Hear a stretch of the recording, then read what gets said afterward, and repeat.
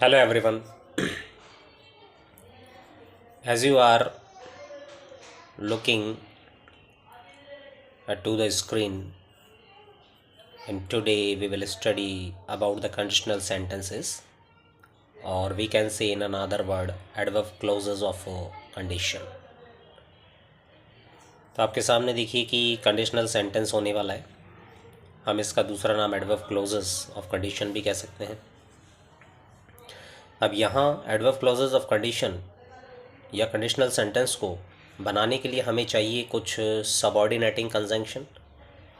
तो subordinating conjunctions आपको सामने दिखाई दे रहे होंगे, if, unless, whether, provided, that, so long as.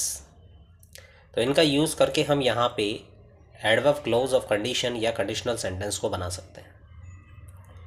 तो यहाँ हम देखेंगे कि जो इफ़ क्लोज है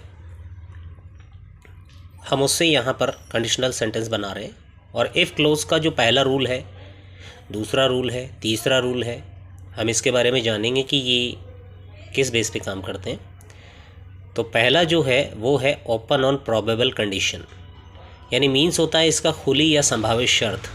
यानी आपके सामने एक कंडीशन रखी जाती है और जो संभावना है उसकी, और उसके अकॉर्डिंग जो है वो आप रिज़ल्ट ला सकते हैं एक्शन करेंगे। तो यहाँ पे हम देखते हैं क्या स्ट्रक्चर होता है इसका।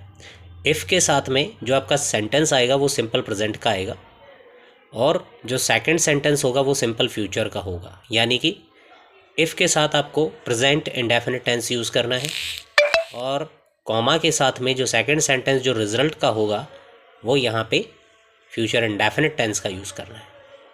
तो एक एग्जांपल से आप इसे समझ सकते हैं। जैसे फॉर एग्जांपल आप देख सकते हैं कि if you smile you will never be sick. यहाँ पे आपको समझाया गया कि इफ़ के साथ में जो इफ़ क्लोज है, और इफ़ क्लोज है तो ये क्या है, ये सबऑर्डिनेट क्लोज हो गया है, इसे सब क्लोज कहते हैं। क्यों? क्योंकि यहाँ पर सबऑर्डिनेटिंग कंजंक्शन इफ़ यूज़ किया गया है, और उसके साथ हमेशा हम रखते हैं प्रेजेंट इंडेफिनिट, यानी कि फर्स्ट फॉर्म ऑफ वर्ब। तो सेकंड सेंटेंस जो रिजल्ट देगा कि यदि आप स्माइल करते हैं तो यू विल नेवर बी सिक, तो आप कभी भी बीमार नहीं होंगे। तो यहाँ होगा फ्यूचर इंडेफिनिट। तो यहाँ देख सकते हैं विल के साथ में बी फर्स्ट फॉर्म आ रही है, तो प्रेजेंट फ्यूचर इंडेफिनिट हो गया है। यहाँ आप देख सकते हैं इफ़ क्लोज के साथ में यहाँ पे सब्जेक्ट प्लस वर्ब का फर्स्ट फॉर्म आ रहा है, तो ये प्रेजेंट इंडेफिनिट हो गया। तो ये इसका कॉन्सेप्ट रहेगा। इस टाइप के कोई भी सेंटेंस आप सॉल्व कर पाएंगे। अब इसे दूसरे तरीके से समझ सकते हैं। This is the second way, you will never be sick if you smile.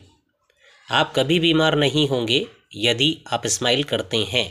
तो आपकी कंडीशन क्या रखी गई है कि कंडीशन ये है कि यदि आप स्माइल करेंगे या करते हैं, ठीक है, तो आप क्या नहीं होंगे, बीमार नहीं होंगे। बीमार कब नहीं होंगे, जब आप स्माइल करेंगे। तो कंडीशन है बीमार ना होने की कि स्माइल करें। तो इसी बेस पे आप अलग अलग सेंटेंस देख सकते हैं। जैसे कि हम ऐसा भी कह सकते हैं, if you work hard you will get success.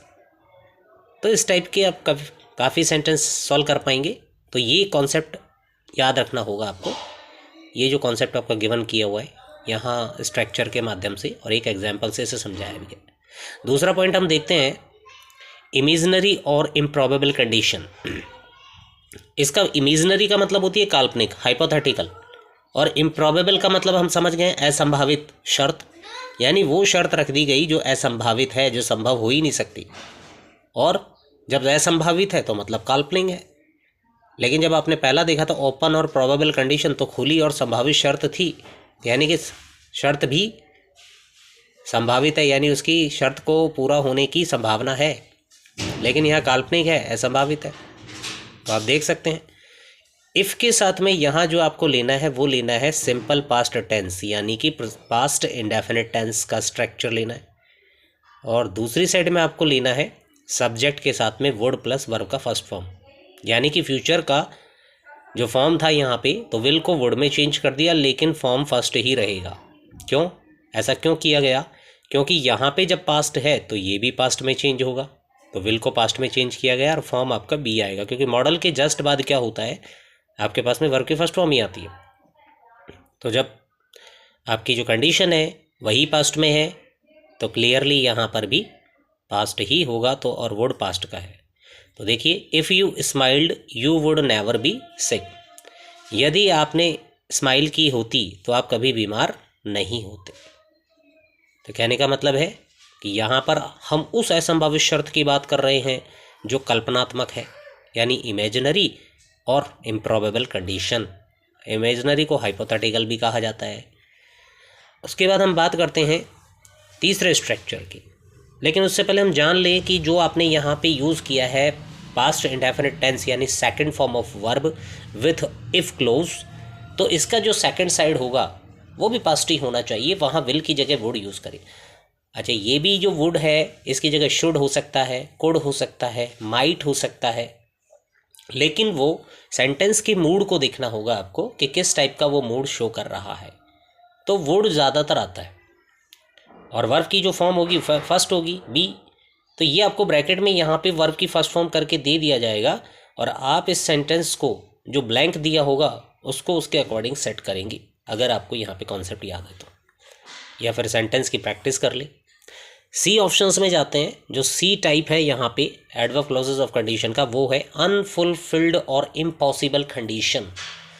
अब यहाँ हम बात करते हैं कि अनफुलफिल्ड अपूर्ण, या हम कहें असंभव शर्त कि बिल्कुल ही अपूर्ण है, ये तो बिल्कुल ही पूरी नहीं हो सकती थी, और बिल्कुल असंभव है, इम्पॉसिबल शर्त बताई गई है यहाँ पे।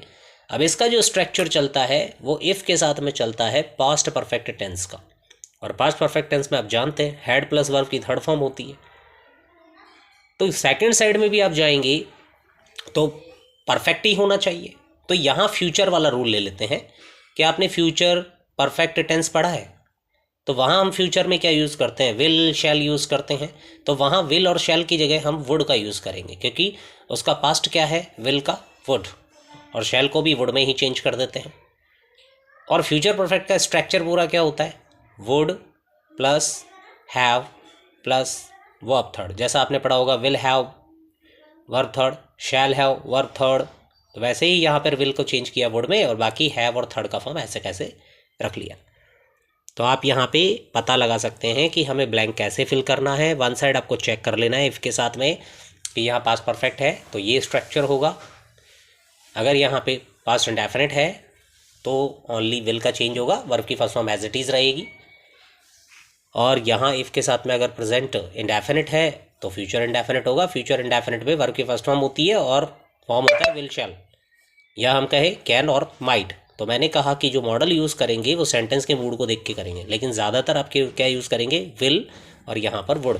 ठीक है, तो आप देखिए एग्जाम्पल देखिए थर्ड का, इफ़ यू हैड स्माइल्ड, यदि आपने स्माइल की होती तो आप क्या रहते, आप कभी भी बीमार नहीं होते। ठीक है, ये है, आप कभी भी क्या नहीं होते, बीमार ही नहीं होते।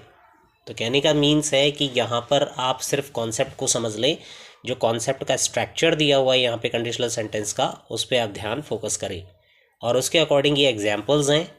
सेम अगर इसी एग्जांपल को आप पढ़ते हैं और इसी आधार पे दूसरे एग्जांपल सॉल्व करते हैं तो आसानी से सॉल्व किए जा सकते हैं। तो बस स्ट्रक्चर आपको ध्यान रखना है। यदि इफ़ के साथ में यहाँ पे पास्ट परफेक्ट आ रहा है तो यहाँ पे आपको पास्ट फ्यूचर परफेक्ट मान करके यूज़ करना है। ठीक है,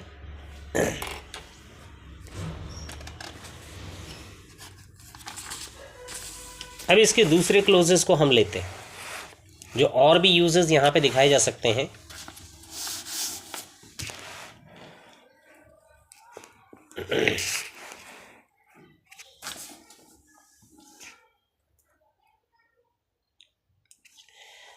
आप यहाँ देख सकते हैं कि जो कंडीशनल क्लोज है, इस बार सेकंड पार्ट है इसका, कंडीशनल क्लोज हम लेते हैं with should were and had, यानी conditional clause with should were and had. यहाँ पे हमने कहा कि शुड का यूज़ करेंगे, वर का यूज़ करेंगे, हैड का यूज़ करेंगे। तो आप देख सकते हैं कि शुड का यूज़ जो है वो प्रेजेंट इंडेफिनिट की तरह कर लेना, वर का यूज़ है वो पास्ट परफेक्ट की तरह पास्ट इंडेफिनिट की तरह कर लेना, हैड का यूज़ है वो पास्ट परफेक्ट की तरह कर लेना। तो आप यहाँ देखेंगे कि इसका स्ट्रक्चर क्या है। अब शुड का मीन्स क्या है कि बहुत कम घटित होने की संभावना वाले एक्शंस के साथ यूज़ करें। संभावना तो है, बहुत कम है। अब तो यहाँ पे देख सकते हैं आप, should you make an appeal and people will help you, अब यहाँ देखिए जो आपने पिछला पढ़ा था कि ओपन कंडीशन के अंदर इफ़ लगा रहे थे, यहाँ इफ़ न लगा करके शुड लगा लिया। ठीक है, बस इतना ही चेंज हुआ, इफ़ की जगह शुड हो गया, बाकी वही स्ट्रक्चर है, यू मेक एन अपील। ठीक है, कि आपको यहाँ पर क्या करनी चाहिए, अपील करनी चाहिए। तो पीपल विल हेल्प यू, तो पीपल आपकी क्या करेंगे, मदद करेंगे। अगर आप अपील ही नहीं करोगे, प्रार्थना ही नहीं करोगे, तो कौन हेल्प करने आएगा। तो यहाँ पे स्ट्रक्चर आप देख सकते हैं कि प्रेजेंट इंडेफिनिट है, यहाँ देख सकते हैं फ्यूचर इंडेफिनिट है। तो इस तरह से आप देख सकते हैं कि स्ट्रक्चर वही है, सिर्फ शुड को चेंज किया गया। तो अगर कंफ्यूज ना हो, अगर शुड दे दिया गया है और ब्लैंक खाली छोड़ा गया है, या तो ब्लैंक शुड के साथ वाला छोड़ा जाए या फिर दूसरा छोड़ा जाए, तो आपको सिर्फ एक स्ट्रक्चर पता होना चाहिए कि प्रेजेंट इंडेफिनिट के साथ में फ्यूचर इंडेफिनिट सेट होगा। क्लियर। दूसरा पॉइंट आता है वर के साथ में। अब वर यूज़ करते हैं सिंगुलर सब्जेक्ट के साथ में हाइपोथेटिकल प्राक काल्पनिक वाक्य बनाने के लिए किया जाता है, यानी कि बिल्कुल इमेजिनरी सेंटेंस बनाने के लिए यूज़ करेंगे, जिसको हाइपोथेटिकल हम कहते हैं। और ये सिंगुलर सब्जेक्ट के साथ भी हम कर सकते हैं। जैसे फॉर एग्जांपल हमने ले लिया, were I rich I would help the poor. अब यहाँ पे आप देख सकते हैं कि फिर से इस स्ट्रक्चर के अंदर इफ़ के प्लेस पे हमने वर का यूज़ किया है। अब जब वर का यूज़ किया है तो डेफिनेटली इमेजिनरी सेंटेंस होगा। वर का यूज़ हमने किया है आई के साथ, आई एक सिंगुलर है, ठीक है, लेकिन फॉर्म प्लूरल की तरह चलता है। तो वर आई रिच, अब वहाँ पर भी ऐसे ही करते थे, इफ़ आई रिच, तो लेकिन इफ़ को हटाया, वर को लिया, क्योंकि वर लगाने से हाइपोथेटिकल सेंटेंस यहाँ पे बन रहा है। तो मान लीजिए यदि मैं रिच होता, आई वुड हेल्प द पुअर, तो मैं गरीबों की मदद करता, बट ये पॉसिबिलिटी नहीं है, आपकी जो शर्त है वो पूरी हुई नहीं, तो आप मदद कैसे करोगे। तो कहने का मतलब है होता तो करता, बाकी हूँ नहीं। तो यहाँ पर भी आप स्ट्रक्चर देख सकते हैं या इसका कॉन्सेप्ट देख सकते हैं कि अगर यहाँ पे इफ़ लगा के भी यूज़ करें तो ये आ जाएगा इफ़ आई वर रिच। अगर हम इसको ऐसे यूज़ करते हैं तो फिर वर बाद में आएगा। ठीक है, इफ़ आई वर रिच, अगर इफ़ यूज़ कर रहे हो तो वर का यूज़ आई के बाद होगा। ठीक है, इस बात को आप ध्यान रखें। आई वुड हेल्प द पुअर, और सेम ऐसा ही इसके साथ भी होने वाला है, शुड के साथ भी। तो वहाँ पे होगा if you should make an appeal people will help you. Clear. तो इस तरह से यहाँ पर हम इसको यूज़ कर सकते हैं। वैसे ज़्यादातर शुड स्टार्ट में यूज़ होता है, वर का यूज़ दोनों प्लेसेस पे कर सकते हो, वर स्टार्टिंग में भी हो सकता है, या फिर इफ़ का यूज़ करने पर सिंगुलर के बाद में वर आएगा। तो ये स्ट्रक्चर आप याद रखेंगे। उसके बाद हम बात करते हैं हैड का use. Had is used like past perfect. Okay, तो यहाँ हम देखते हैं example, had he smiled he would have never been sick. अब देखो उसने कहा कि क्या उसने स्माइल किया होता तो वो कभी बीमार नहीं होता, लेकिन ये तो इम्पॉसिबल बात थी, उसने कभी स्माइल की नहीं तो वो बीमार हुआ। अब इसको भी हम पास्ट परफेक्ट की तरह यूज़ कर सकते हैं, जैसे ही हैड स्माइल्ड। ठीक है, if he had smiled he would have never been sick. तो इफ़ लगाकर भी ये यूज़ किया जा सकता है, लेकिन जब हम इसे स्टार्ट में इफ़ की जगह यूज़ कर लें तो फिर इफ़ की आवश्यकता नहीं होगी। और आप देख सकते हैं हैड के साथ में वर्ब की थर्ड फॉर्म ही लगी है, तो कौन सा रूल चल रहा है, पास्ट परफेक्ट चल रहा है ना। तो यहाँ पास्ट परफेक्ट है तो यहाँ पे फ्यूचर परफेक्ट जैसा ही रूल यूज़ करो, विल की जगह वुड कर दिया। बाकी फ्यूचर परफेक्ट का कॉन्सेप्ट है ही हैव बीन करके, नेवर उसका एडवर्ब है बीच में। तो इस तरह से यहाँ पर आप क्या कर सकते हैं कि कंडीशनल सेंटेंसेस को डेवलप कर सकते हैं, और ये अगर कॉन्सेप्ट आपको याद रहते हैं तो डेफिनेटली आप इसको फिलिंग भी कर सकते हैं। अब एक कॉन्सेप्ट आता है अनलेस क्लोज का। अब ज़्यादातर ये दो क्लोज आते हैं, एक तो इफ़ क्लोज आता है, एक अनलॉस क्लोज आता है, और एक हाइपोथेटिकल आते हैं जो कि वर्ब से रिलेटेड होते हैं। ठीक है, हैड का और शुड का यूज़ एज इट इज ही करना है। तो अनलेस क्लोज में क्या होगा कि नेगेटिव वर्ड है, जैसे अनलेस प्लस अफर्मेटिव वर्ब, तो यहाँ पे अनलेस के साथ में जो अफर्मेटिव सेंटेंस यूज़ करेंगे और उसके इक्वल में जो है इफ़ प्लस नेगेटिव। कहने का मीन्स क्या हो गया, अगर आप यहाँ पर अनलेस के साथ में अफर्मेटिव वर्ब यूज़ कर रहे हैं तो इसके प्लेस पर आप if plus negative structure use कर सकते हैं, यानी दोनों बराबर है। यानी इसका कहने का मीन्स क्या हुआ, अनलेस क्या मीनिंग देता है, नेगेटिव मीनिंग देता है। ठीक है, इफ़ के साथ नॉट लगाना पड़ेगा हेल्पिंग वर्ब के साथ में अकॉर्डिंग टू टेंस, और अनलेस के साथ नॉट लगाने की आवश्यकता नहीं है क्योंकि ये खुद एक नेगेटिव वर्ड है। तो आप एग्जाम्पल से समझ सकते हैं, unless you work hard you will not obtain best marks.